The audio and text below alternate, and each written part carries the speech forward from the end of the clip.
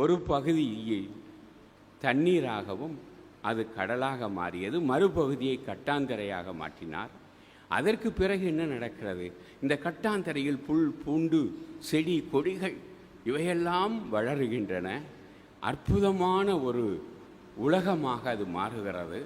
மலர்களை பாருங்கள், எத்தனை விதமான வர்ணங்கள்.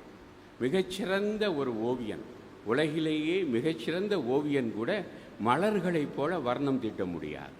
அந்த அளவிற்கு அழகான மலர்கள், அழகான உயரமாக வளர்ந்த மரங்கள், காய் கனி தருகின்ற செடி கொடிகள்.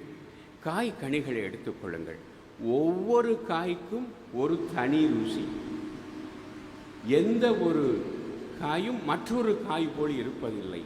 கடவுள் எவ்வளவு தனித்துவம் மிக்க படைப்பாளி என்பதனை பார்க்கிறோம். அதே போல பறவைகள், விலங்குகள் இவையெல்லாம் கடவுள் படைத்து இந்த மனிதனுக்கு கொடுத்தார். மனிதனையே அவர் படைத்தார். இப்படி கடவுளுடைய படைப்புகள் தான் முதல் புதுமைகள். என்னுடைய அபிமான ஆசிரியர் தந்தை பீல் கிரிஃபித்ஸ் காவிரி கரையிலே சச்சிதானந்தா ஆசிரம் என்ற ஒன்றிலே தண்ணீர்